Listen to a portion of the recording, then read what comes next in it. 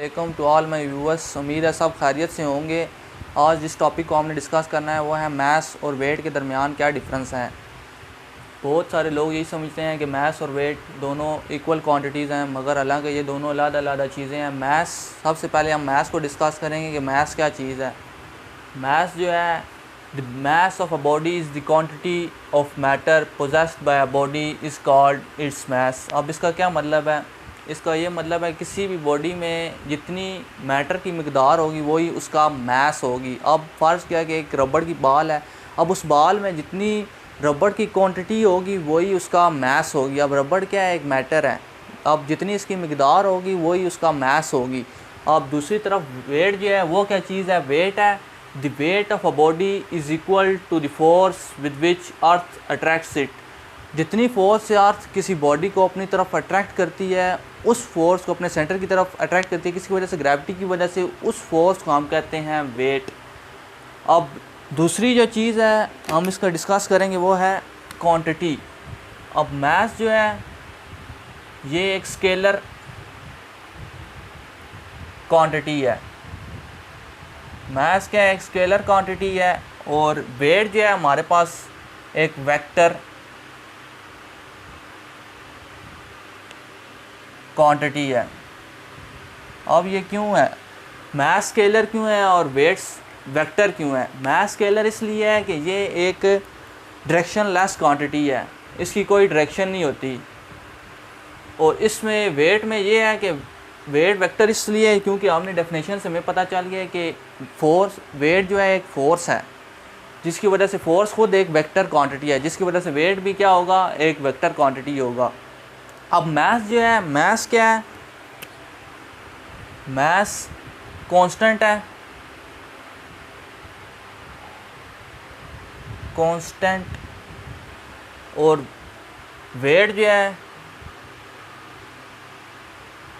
Depend on value of जी।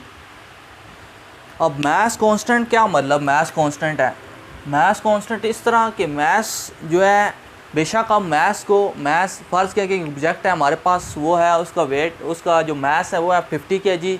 और जब वो ए पॉइंट पे पड़ा हुआ है, ये ऑब्जेक्ट है जिसका मास है 50 kg, वो एक पॉइंट पर पड़ा हुआ है, पॉइंट पर पड़ा हुआ है। जब हम उसे उठाकर दूसरे पॉइंट पर रखेंगे, क्या उसका जो मास है वो चेंज हो जाएगा?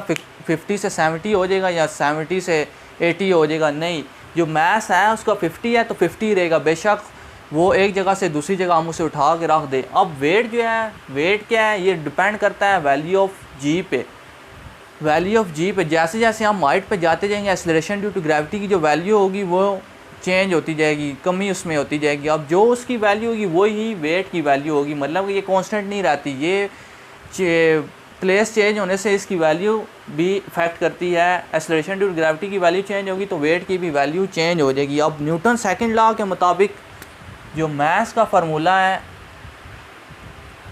वो ये है, F इक्वल टू एम में, ये है न्यूटन सेकंड लॉ जो हमने प्रीवियस वीडियो में हमने डिस्कस किया था। अब यहाँ से हम मास का अगर फार्मूला निकालें तो वो ये आ जाता है, M इक्वल टू F/A।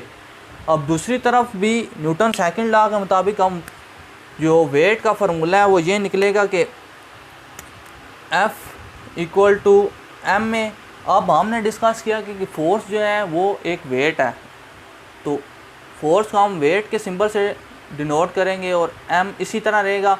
अब हम एक्सेलरेशन ड्यू टू ग्रेविटी की बात कर रहे हैं तो A वहाँ नहीं रखते। जब एक्सेलरेशन ड्यू टू ग्रेविटी की बात करेंगे तो हम उसकी जगह फिर G लिख देंगे। तो ये W इक्वल टू mg हो गया।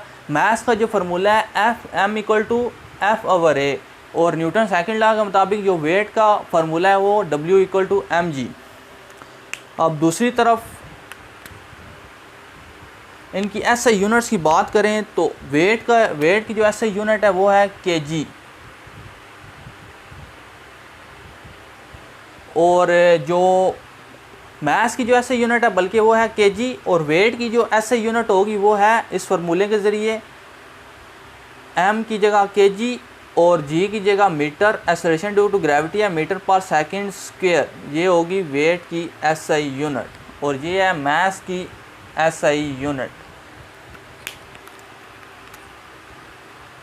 अब फाइनल जो पॉइंट है वो ये है कि मास कभी भी ज़ीरो नहीं हो सकता, मास कभी भी ज़ीरो नहीं हो सकता, इसकी कोई ना कोई एक वैल्यू होगी, अगर ज़ीरो हो गया तो मतलब कि वो एग्जिस्ट ही नहीं करता। तो फाइनल ये है कि बीम, इसे हम बीम बैलेंस से मेजर करते हैं, मतलब कि आप किसी भी शॉप पे चले जाएं वहाँ एक बीम बैलेंस होता है जिसके ज़रिए वो मतलब अगर कोई चीज़ उन्होंने बैलेंस करनी है, कोई चीज़ का वज़न करना है तो बीम बैलेंस इस्तेमाल करेंगे, मास उसका बीम बैलेंस के ज़रिए कैलकुलेट करेंगे, और वेट जो है वो स्प्रिंग बैलेंस एक होता है, एक इंस्ट्रूमेंट है जिसके ज़रिए एक नीचे स्प्रिंग लगा होता है, उसके साथ जब हम कोई किसी चीज़ का वेट मेजर करते हैं तो उसके साथ मतलब अटैच कर देते हैं तो उसके ज़रिए हमें वेट मिल जाता है, न्यूटन्स में वेट मिल जाता है। तो ये है सिंपली हमने डिस्कस किया है कि मास क्या चीज़ है, और मास और वेट के दरमियान हमने डिस्कशन किया है कि मास और वेट में बुनियादी क्या फ़र्क है। ये एक स्केलर है और ये वेक्टर है, और ये कांस्टेंट रहती है, इसकी फ्रॉम प्लेस टू प्लेस इसकी वैल्यू चेंज नहीं होती, मगर जो वेट की जो वैल्यू है प्लेस टू प्लेस चेंज होती है। और न्यूटन सेकंड लॉ के मुताबिक जो मास का फार्मूला है वो m=F/a, और न्यूटन सेकंड लॉ के मुताबिक जो वेट का जो फार्मूला है वो W=mg। और फाइनल ऐसे यूनिट हमने देखी हैं कि वो मास की kg होती है, और जो वेट की है वो kg मीटर पर सेकंड। तो इंशाल्लाह अब आपसे नेक्स्ट वीडियो में मुलाकात होगी। ओके, अल्लाह हाफिज़।